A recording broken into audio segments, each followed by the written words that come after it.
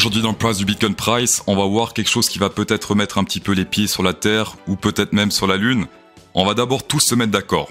Il faut acheter quand les market makers achètent et vendre quand les market makers vendent. Si vous n'êtes pas d'accord avec ceci, vous pouvez directement arrêter la vidéo maintenant. Si vous êtes d'accord, en revanche, c'est un bon signe pour la suite, mais est-ce que c'est suffisant? Ce que je vais vous partager, ce n'est pas d'un enjolivement, mais c'est cru, sec et sans sel ni poivre. C'est totalement sans émotion, mais des simples faits servis sur un lit de modestie. On va commencer par une pseudo bonne nouvelle, les chômeurs qui baissent depuis plus ou moins 2 mois aux US. On s'attendait à du 4,3 et au final on était sur du 4,1% pour septembre. On est sur une différence de 0,2%, ce qui est plutôt positif. Mais est-ce que c'est suffisant? D'ailleurs on a réengagé sur le Bitcoin avec cette montée du taux de chômage progressif depuis le début de l'année. Et là si les chiffres de octobre en novembre seront positifs, donc négatifs qui descendent sur le chômage mais positifs en bonne nouvelle on va dire, là on pourra s'attendre à de la positivité supplémentaire sur le Bitcoin et sur les autres marchés en général, mais il y a un autre graphe qu'il faut que je vous montre qui est très très important. Je suppose que vous connaissez ce graphique que je partage souvent sur Twitter, sauf que la différence entre ici et Twitter, c'est que sur Twitter c'est zoomé, et là c'est dézoomé. Une bougie, un jour. Pour résumer, les planctons c'est les blancs ici, 0 à 10 000 $. Les dauphins c'est 10 000 à 100 000 $. Alors pourquoi j'ai pas fait 100 000 à 1 million $? Simplement, sinon le graphique c'est exactement le même que pour les whales, c'est pour cette raison-là. Et les whales c'est 1 million et plus, les acheteurs, les vendeurs, peu importe. Et on peut constater sur ce graphique une réalité. La réalité c'est quoi? C'est que les whales ils ont accumulé ici, sur le bottom, jusqu'à environ plus ou moins cette zone-là. Après c'était fini, d'accord? Ici c'était quel prix? C'était environ 30 000 $. Et depuis les 30 000 $, je rappelle, c'est pas d'émotion, c'est vraiment, je dis ce que je vois sur ce graphique. À partir de 30 000 $, ils prennent des profits, c'est fini. Donc littéralement tous les planctons et tous les dauphins qui ont acheté au-dessus de 30 000 $, c'est un whale qui vous a vendu pour exit liquidity.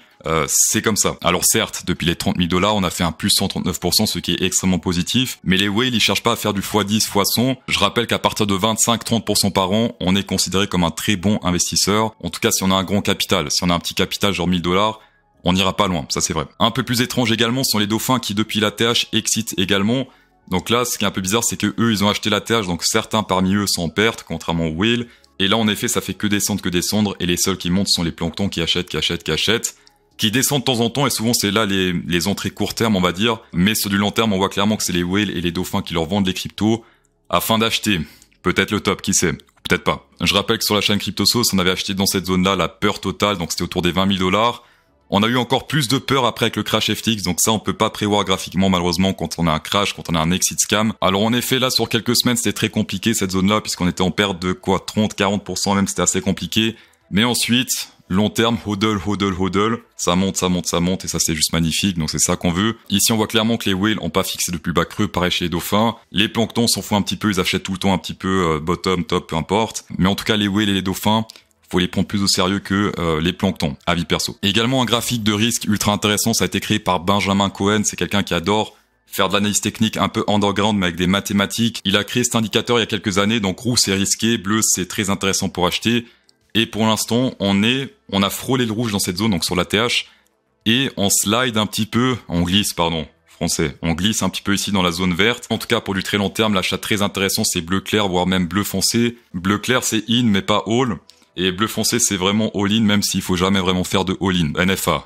Ce qui est différent durant ce bull market, c'est vraiment le temps qu'on reste sur la TH. On voit ici que ça fait plusieurs mois qu'on est dans cette zone rouge, qu'on n'a pas vraiment dumpé, alors que historiquement, après quelques semaines, hop, on a fait un dump, avant de trouver du bleu, vert, même du bleu, d'accord?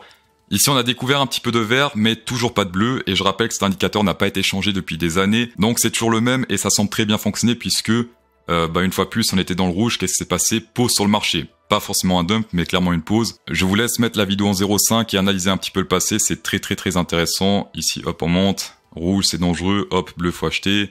Rouge, c'est dangereux. Et là, fallait acheter. Là, c'est dangereux, mais pour l'instant, pas encore de réelle zone d'entrée. Le vert, c'est vraiment rentrer légèrement, mais c'est pas vraiment poser ses couilles sur la table. Entre nous, une fois de plus, il y a seulement 4 yeux là. Nouvelle petite red pill avec les ETF inflow. Souvent, les youtubeurs vont dire c'est vert, les ETF achètent, donc BlackRock, etc., ils achètent. Donc c'est bullish. Comme d'habitude, pas d'émotion, mais simplement voir ce qui s'est passé dans le passé par rapport aux inflows et aux outflows. Est-ce que quand il y a beaucoup de demandes, beaucoup de gens intéressés par acheter du Bitcoin, il faut acheter du Bitcoin? Très bonne question. Par exemple, le 12/3, beaucoup d'intérêt. Qu'est-ce qui s'est passé sur le price du Bitcoin Price? On va zoomer un petit peu, c'était sur cette bougie-là, cette bougie rouge. Est-ce qu'ici il fallait acheter? Je ne crois pas. Également le 4/6, gros pic d'intérêt, est-ce qu'il fallait acheter ici? J'ai zoomé un petit peu, c'est sur cette bougie-là. Donc il y a beaucoup de ETF qui ont accumulé du Bitcoin. Est-ce que là fallait acheter? Non. J'espère que vous commencez à comprendre un petit peu le concept. Il y a quelques jours, c'était ici, c'était alors le 27 du 9, gros pic ici, est-ce qu'ici fallait acheter? Le 27. J'ai zoomé un petit peu, c'était sur cette bougie-là. Ici, on peut voir clairement un désintérêt des ETF le 1er octobre et le 2 octobre, on était sur du presque 4000 de sortie. 1er octobre, qu'est-ce qui s'est passé le 1er octobre? C'était plus ou moins ici sur le bottom, enfin sur le dip plutôt, c'est pas vraiment le bottom. Exactement sur cette bougie rouge-là. Dans cette zone-là, tout le monde a vendu, puis on a fait un plus. En tout cas, depuis, on a fait un plus 6-7%. Donc c'est extrêmement intéressant. Vendredi, ça s'est calmé un petit peu. 500 Bitcoin, c'est pas énorme. Mais là, si aujourd'hui, lundi, les chiffres seront de, je dis comme ça, 5000, voire même plus, il faut faire attention, puisque la hype revient. Également intéressant pour la hype, c'est le funding rate, positif, négatif. Plus c'est positif, plus il y a de hype, plus c'est négatif, moins il y a de hype. Et pour l'instant, on est sur une bougie assez négative. On va essayer de zoomer un petit peu, 5 minutes, non 8 heures, c'est bien. Sans regarder les bougies, c'est dans les zones comme ça, il faut commencer à rentrer un peu dans le prix, à changer de bearish vers du bullish, comme par exemple dans cette zone-là ou dans cette zone-là. Quand on est sur beaucoup de vert, forcément, c'est là où il faut commencer à sortir progressivement parce que sentiment pas du tout bearish. Là, on a une bougie bearish, mais c'est pas suffisant. Ce que j'aime bien, c'est quand ça s'accumule un petit peu.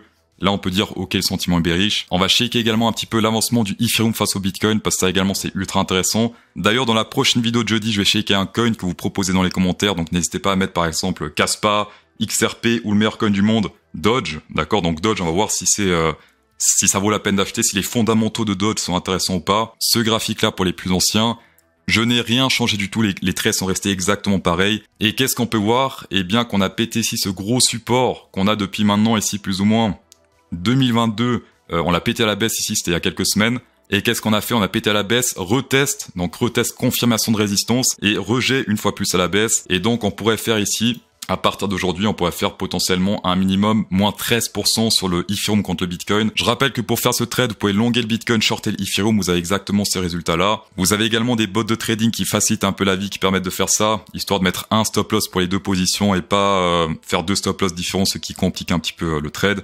Donc vraiment, ça paraît ultra simple une fois qu'on le voit, mais tant qu'on le voit pas, eh bien, on le voit pas, et donc on le traite pas. Un pouce bleu pour toutes ces datas que je vous partage ferait extrêmement plaisir. Alors je sais que là, ça fait remonter un petit peu les émotions, mais vous en faites pas, j'ai un seuil de blocage, j'ai un limiteur d'émotions. Dès que ça atteint ce limiteur, hop, ça bloque et ça redescend. Vive la mort. Pour les personnes qui sont sur le Telegram Underground Trading, je m'excuse, il y a un petit bug sur le bot, parce qu'en gros, il s'intéresse à ce que vous faites après que vous ayez rejoint le groupe, et non pas à ce que vous faites avant. C'est-à-dire que quand vous rejoignez le groupe, il vous bloque et il attend que vous déposez 100$.